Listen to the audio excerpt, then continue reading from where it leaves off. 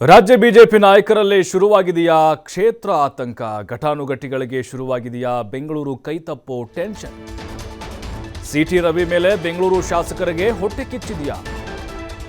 ಸಂಸದ ಸದಾನಂದ ಗೌಡರ ನಿವಾಸಕ್ಕೆ ಬಿಜೆಪಿ ನಾಯಕರು ಎಂಟ್ರಿ ಕೊಟ್ಟಿದ್ಯಾಕೆ? ಹಾಗಾದ್ರೆ ಯಾವತ್ತೂ ಇಲ್ಲದೆ ಇರುವಂತಹ ಪ್ರೀತಿ ಗೌರವ ಒಂದೇ ಸಾರಿ ಉಕ್ಕಿ ಬರಲಿಕ್ಕೆ ಕಾರಣ ಏನು? ಅದರ ಹಿಂದೆ ಒಂದು ರಾಜಕೀಯ ತಂತ್ರಗಾರಿಕೆ ಇದೆ.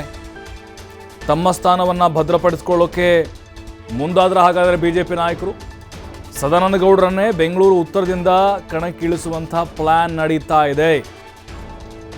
ಈಗ ಅವರಾಗಲೇ ರಾಜಕೀಯದಿಂದ ನಿವೃತ್ತಿ ಪಡೆದಿದ್ದಾರೆ, ಚುನಾವಣಾ ರಾಜಕೀಯದಿಂದ.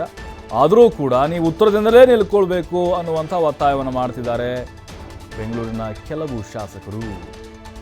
ಇಲ್ಲಿ ಗೊತ್ತಾಗೋದು ಸದಾನಂದ ಗೌಡರ ಮೇಲಿನ ಪ್ರೀತಿಗಲ್ಲ, ಸಿಟಿ ರವಿ ಅವರಿಗೆ ಬ್ರೇಕ್ ಹಾಕಲಿಕ್ಕೆ. ಯಾಕೆಂದರೆ ಸಿಟಿ ರವಿ ಅವರು ಒಬ್ಬ ಪ್ರಭಾವಿ ರಾಷ್ಟ್ರಮಟ್ಟದ ರಾಜಕಾರಣಿ, ಸಂಘಟನಾ ಕಾರ್ಯದರ್ಶಿ ಆಗಿದ್ದಂಥವರು, ಉತ್ತಮ ಒಡನಾಟ ಹೊಂದಿದ್ದಾರೆ ಹೈಕಮಾಂಡ್ ಜೊತೆಗೆ. ಸಿಟಿ ರವಿ ಏನಾದರೂ ಬೆಂಗಳೂರು ಉತ್ತರಕ್ಕೆ ಬಂದುಬಿಟ್ರೆ ನಮ್ಮ ಬುಡಕ್ಕೆ ಅಥವಾ ನಮ್ಮ ಅಸ್ತಿತ್ವಕ್ಕೆ ಅಲ್ಲಿ ಬೆಂಕಿ ಬೀಳುತ್ತೆ ಅನ್ನೋದು ಲೆಕ್ಕಾಚಾರ. ಆರ್ ಅಶೋಕ್ ಮತ್ತು ಅಶ್ವಥ್ ನಾರಾಯಣ್ ಇಬ್ಬರೂ ಕೂಡ ಒಬ್ಬ ಒಕ್ಕಲಿಗ ಸಮುದಾಯದ ನಾಯಕರನ್ನು ಸೇರಿದಂಥವರು, ಇಬ್ಬರು ಕೂಡ ನಾಯಕರು.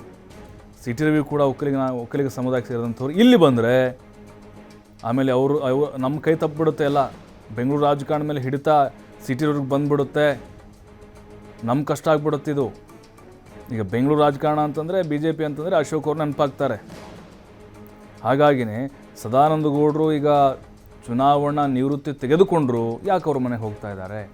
ಸಹಜವಾದಂಥ ಚರ್ಚೆಗಳಾಗಬಹುದು. ಆದರೆ ನೀವೇ ನಿಲ್ಲಿ ಅಂತ ಇವರೇ ಮುಗಿಬಿದ್ದು ಒತ್ತಾಯವನ್ನು ಮಾಡ್ತಾ ಇದ್ದಾರಂತೆ.